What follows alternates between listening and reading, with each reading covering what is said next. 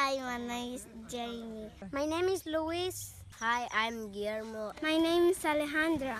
So the kids at Heart to Heart they're just the most amazing group of kids. They come from nothing. They truly come from not just nothing, but what they do come with is, to me, some of the worst baggage. They have suffered from neglect and they've starved, a lot of them. They've had sexual and emotional and physical abuse. I love this place. It's so beautiful. And when I was 7 years old, they brought me to here. Where would you be if it weren't for Heart to Heart Village?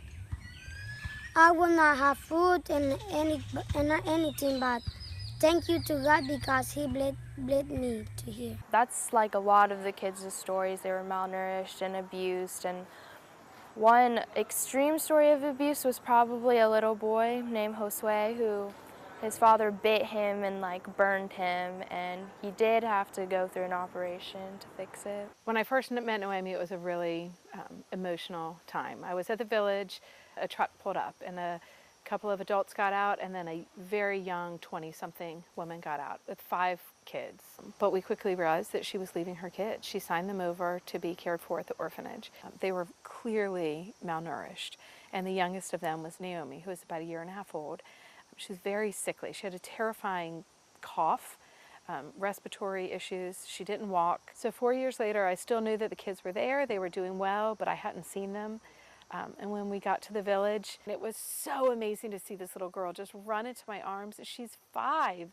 She's healthy and strong. She's just like my now 5-year-old daughter. And she carries around a little notebook and a pencil, and she kept writing her name. Here's a little girl who I don't think she would be alive if it weren't for the Heart to Heart Village. Heart to Heart is doing some amazing things. They're not just an orphanage. They really are a children's village. They exist to raise children.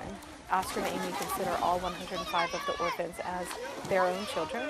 Worldwide Heart to Heart Ministries was a home that we started in 1998 after Hurricane Mitch, basically because that disaster orphaned like 20,000 children. Children have now become victims to the tremendous gang violence and the poverty. The focus is bringing in children who are orphaned or living at risk in the homes where they're at, and providing home for them. So we form a family. We're 105 kids with, many adults, hundreds and volunteers from all over the world that come and help just give these children the best life we can. I just met them last week and I just love them all so much. They're so amazing. I love all of them. We decided to make tie-dye shirts with the kids, so we brought all of these white t-shirts. They would grab the shirts and make it into a spiral shape. We do this shirt. My name is Johanna and I do this shirt. I like the color purple, green, and blue. And the kids were having a blast. It's beautiful Honduras. It's amazing Honduras. It surprised me that they were so kind, and they all were different and had special needs, but they were just so kind, and we have everything and they have nothing. I like science. You ask these children, what do you want to be when you grow up? Several of the kids say, doctor. One little boy wants to be a pilot. They all want to be something. And that's really what Heart to Heart is about. They are raising these children as if they are their own children. I can teach them about Jesus and many other things. I think that they actually embody what churches tried to tell their congregations to be. I mean, you can talk about following in Jesus' footsteps and being open-minded and seeing everybody as your brother, but those kids actually have to see 100 other kids as their family, and they do it. They treat each other like they're brothers and sisters. We have a bilingual school where they get a bilingual education, Christian education. We have a clinic, a medical dental clinic that takes care of all their medical and dental needs. We have a church that forms like the local family for the kids. We raise them clear through till they finish tech school or university, and then help them get established and so they can become good, productive Honduran citizens. They really have committed to these kids to be their family for the rest of their lives.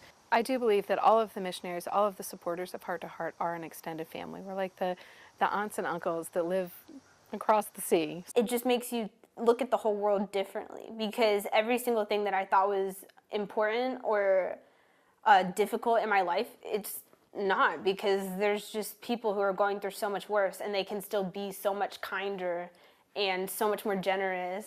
We can see the donations, the money that we've raised, we can see it directly at work. And so it isn't just helping some kids you don't know in Honduras, it's like changing the way that you see the world, and the way that you see the world is important because it'll change how you help other people. I mean, like, those kids have been through so much, like the girls, all of them have been through so much, all the boys, everybody, and they are just kind and incredible, and we need to learn from that. I mean, we have to, if we have the resources to help them, like, we have to, like, we just have to. I mean, it's as simple as that.